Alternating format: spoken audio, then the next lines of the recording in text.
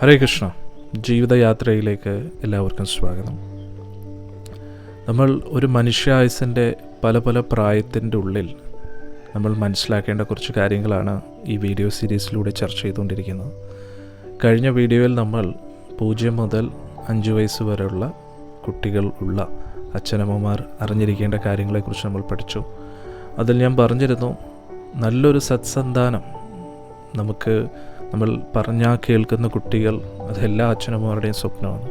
പക്ഷെ പൊതുവേ എല്ലാ അച്ഛനമ്മമാരും കുട്ടികൾ വളരുമ്പോൾ അതിനെക്കുറിച്ച് ചിന്തിക്കാറില്ല. അവരുടെ ഇഷ്ടത്തിനനുസരിച്ച് വിടുന്നു. കുട്ടികളല്ലേ പഠിക്കൂ എന്ന് മാത്രം പറയുന്നു. പക്ഷേ അച്ഛനമ്മമാർക്ക് ഒരുപാട് ഉത്തരവാദിത്തങ്ങളുണ്ട്. ഞാനതിനെക്കുറിച്ചായിരുന്നു കഴിഞ്ഞ വീഡിയോയിൽ പറയാൻ തുടങ്ങിയിരുന്നത്.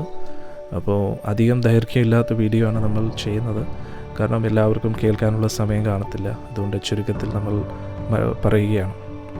അപ്പോൾ കഴിഞ്ഞ വീഡിയോയിൽ നമ്മൾ പറഞ്ഞത് പ്രകാരം ഒരു അച്ഛനും അമ്മയും, അതായത് ഒരു ആണും പെണ്ണും ഒന്നിക്കാൻ തീരുമാനിക്കുമ്പോൾ മുതൽ ആ ഉത്തരവാദിത്തങ്ങൾ തുടങ്ങുകയാണ്.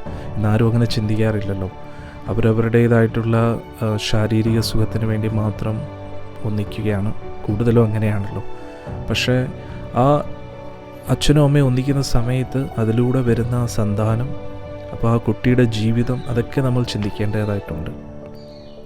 അപ്പോൾ ചില വ്യക്തികൾ കുട്ടികളെ വേണ്ട എന്ന് പറഞ്ഞിട്ടുള്ള പല അതിന് കുട്ടി ഉണ്ടാകാതെ ഇരിക്കാൻ, അങ്ങനെ ഒരു ബന്ധത്തിൽ ഏർപ്പെട്ടാലും കുട്ടി ഉണ്ടാകാതിരിക്കാൻ ഉള്ള ഒരു പ്രവൃത്തികളിലൊക്കെ ഏർപ്പെടാറുണ്ട്. പക്ഷെ എന്നാലും പൊതുവേ ഒരു ആണും പെണ്ണും ഒന്നിക്കുന്ന സമയത്ത് അതിലൂടെ ആ ഒരു പ്രക്രിയ ഭഗവാൻ സൃഷ്ടിച്ചത് തന്നെ ഒരു സത്സന്താനത്തിന് വേണ്ടിയാണ്. അപ്പോൾ ആ സുഖത്തിന് വേണ്ടി മാത്രം അവർ രണ്ടുപേരും ഒന്നിക്കുമ്പോൾ എന്താ സംഭവിക്കുന്നത്? അതേപോലുള്ളൊരു കുട്ടിയായിരിക്കും വീണ്ടും വരുന്നത് എന്നാണ് നമ്മൾ മനസ്സിലാക്കേണ്ടത്. അതായത് ഉയർന്ന് ചിന്തിക്കാൻ കഴിവില്ലാത്തൊരു കുട്ടി, സുഖഭോഗത്തിൽ മഗ്നരായിട്ടുള്ളൊരു കുട്ടി. അതിന് തുടക്കം എവിടെ നിന്നായിരിക്കണം? ഒരു ആണ് ഒരു പെണ്ണിനെ, അല്ലെങ്കിൽ ഒരു പെണ്ണൊരു ആണിനെ ജീവിത പങ്കാളിയായിട്ട് തിരഞ്ഞെടുക്കുമ്പോൾ മുതൽ ഉത്തരവാദിത്തങ്ങൾ ആരംഭിക്കുകയാണ്. അതായത് എങ്ങനെ? വെറും ശരീരഭംഗി മാത്രം നോക്കിയിട്ടായിരിക്കരുത് ഒരു ആണിനെ തിരഞ്ഞെടുക്കുന്നു അല്ലെങ്കിൽ ഒരു പെണ്ണിനെ തിരഞ്ഞെടുക്കുന്നു. ആ വ്യക്തിയുടെ ബോധം, ആ വ്യക്തിയുടെ സ്വഭാവം, ആ വ്യക്തിയുടെ ചിന്താഗതി എങ്ങനെയാണ്, ഇതൊക്കെ മനസ്സിലാക്കിയിട്ട് വേണം ഒരു ജീവിത പങ്കാളിയെ തിരഞ്ഞെടുക്കാൻ. ഇനി ജീവിത പങ്കാളിയെ തിരഞ്ഞെടുത്തു കഴിഞ്ഞാൽ രണ്ടുപേരുടെയും ചിന്താഗതി, ആർത്തി, ആക്രാന്തം അതൊന്നും ഇല്ലാതെ ലളിതമായിട്ടുള്ള ജീവിതവും ഉയർന്ന ചിന്താഗതി. അപ്പോൾ ഇത് എന്തിനു വേണ്ടിയാണ് ഞാൻ പറയുന്നത്? നമ്മൾ വളരെ ശ്രേഷ്ഠമായിട്ടുള്ളൊരു കുട്ടിയെ ആഗ്രഹിക്കുന്നുണ്ടെങ്കിൽ അതാണ് ഞാൻ പറയുന്നത്. അപ്പോൾ ഒരു ആണും പെണ്ണും ഒന്നിച്ചുള്ള ജീവിതം തിരഞ്ഞെടുക്കുന്ന സമയത്ത് അവിടുന്ന് ആരംഭിക്കുന്നു വരുന്ന കുട്ടി എങ്ങനെയായിരിക്കുമെന്ന്. കാരണം അച്ഛൻ്റെയും അമ്മയുടെയും ബോധം അനുസരിച്ചാണ്.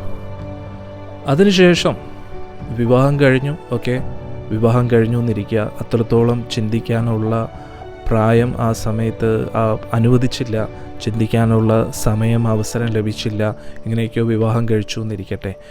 ഇനി കുട്ടി ഉണ്ടാകുന്നതിന് മുമ്പേയും അച്ഛനമ്മമാർക്ക് കുറേ ഉത്തരവാദിത്തങ്ങളുണ്ട്. എന്തൊക്കെയാണ് ചെയ്യേണ്ടത്?